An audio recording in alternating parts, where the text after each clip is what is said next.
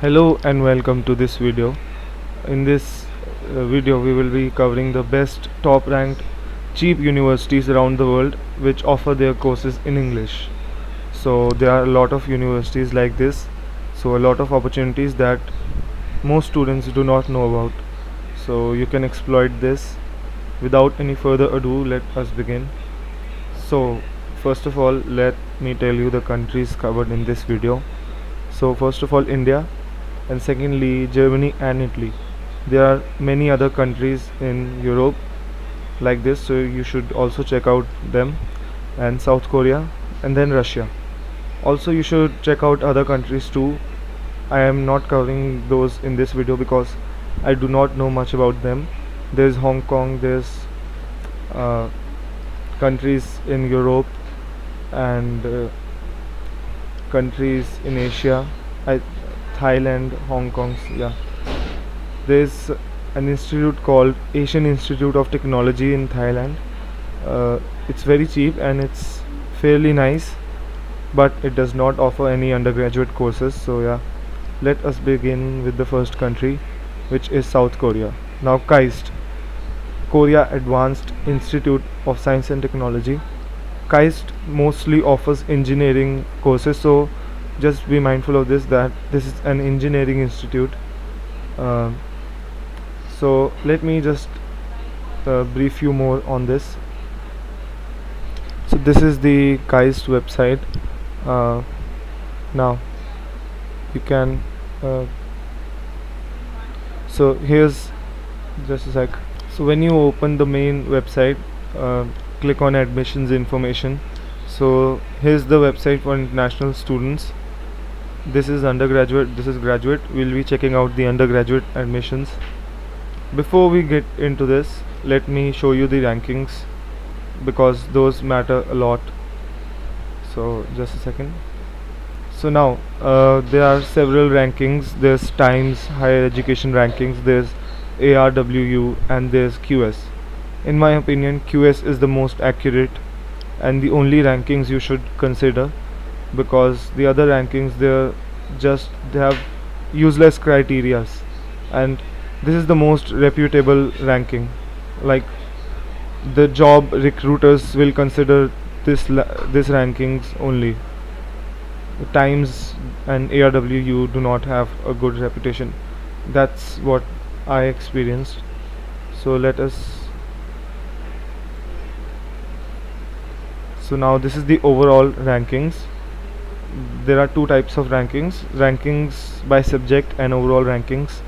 Now when you're going to apply for a job, overall rankings won't matter much if you are not in the top 10. So you should check out the rankings by subject.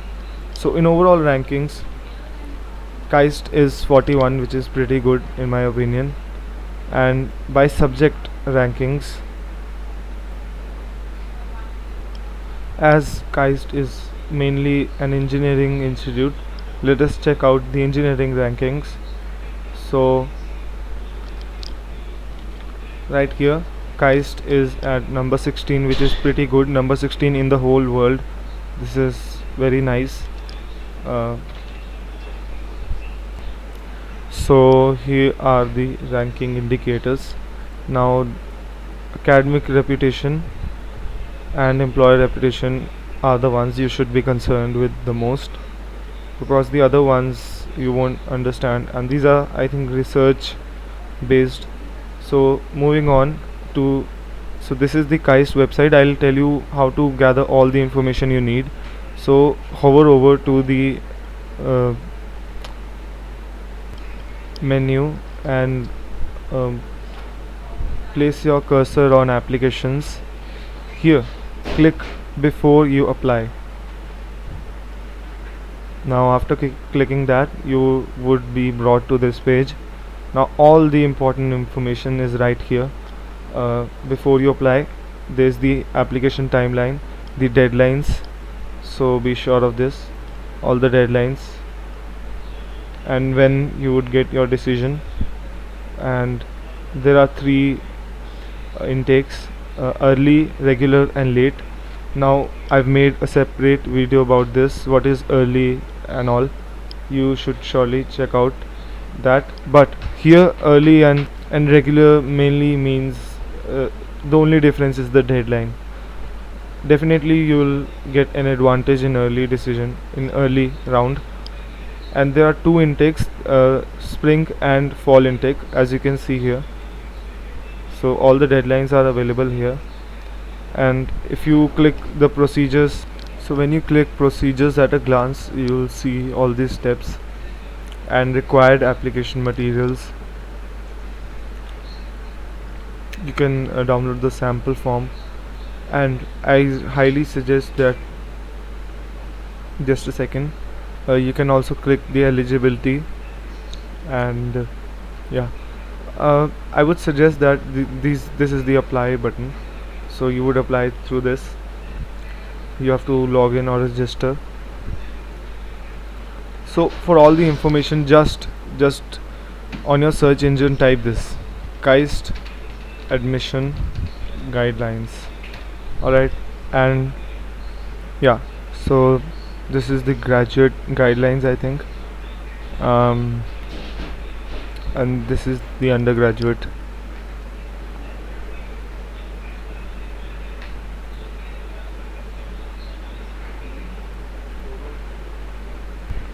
Yeah, so right here, click guideline for current or upcoming application. Yeah, you should read this all. This will clear all of your doubts. All, I mean all. So this covers everything. You can know everything here. The eligibility too. Don't check out the previous page. This has everything. So moving on to the next university. KAIST is definitely a good choice, but getting into KAIST is not as easy as getting into some European universities like German universities. In Europe, you can easily get into the top universities like Technical University of Munich or Swiss universities, but there's a lot of competition in Asia due to the huge population. So now moving on to the next country. And also, this is very important, I should have covered this before. um, if you are applying for an humanities subject or business or something like that, do also consider, I'm typing it right here, Yonsei University in Korea, and there's SKKU, and there's Korea University. These two are very well ranked universities, and you can get English courses at these universities in humanities and business subjects, not in engineering. Well, in some universities you can get engineering too. Do check out these two, but this is the top choice for engineers.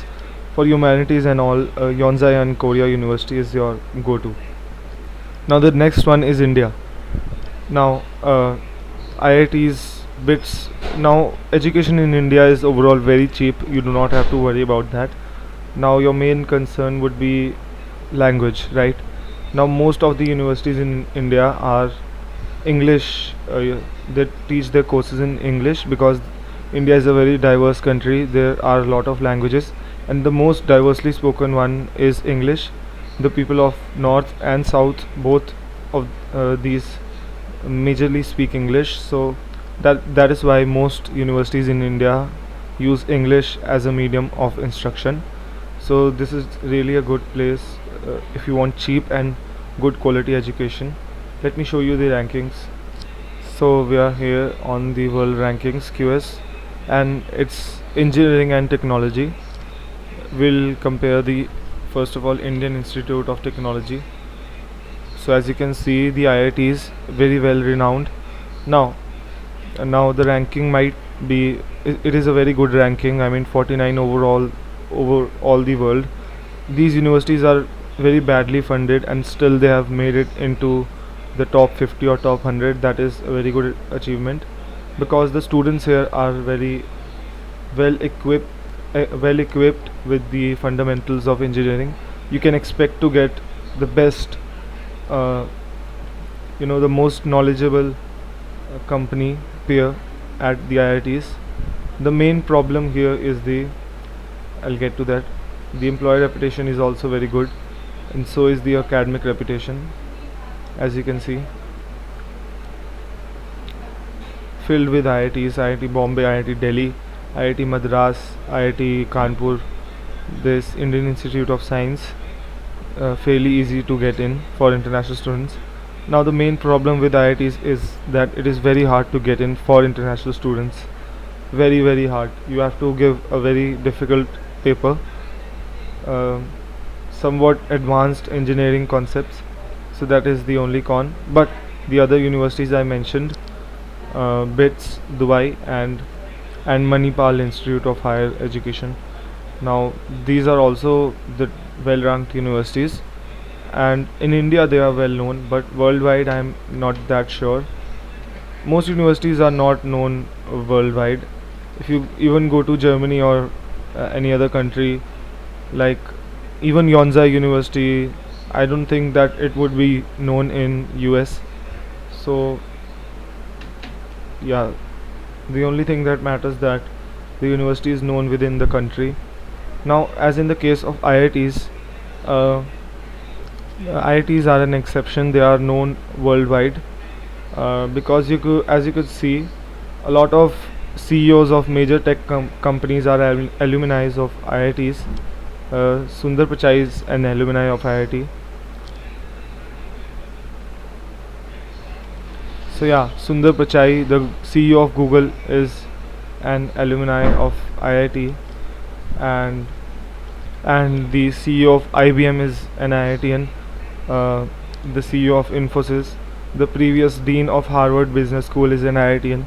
So a vast network of alumni. That is why IITs is known, at least in the US. I'm not sure about the other countries. Now, Manipal Institute of Higher Education. There are a few universities in Manipal Institute of Technology, very easy to get in for international students and well reputed. Also, BITS Dubai is fairly easy to get in. Now, moving on to the next one. If you could get into an IIT, that is very good.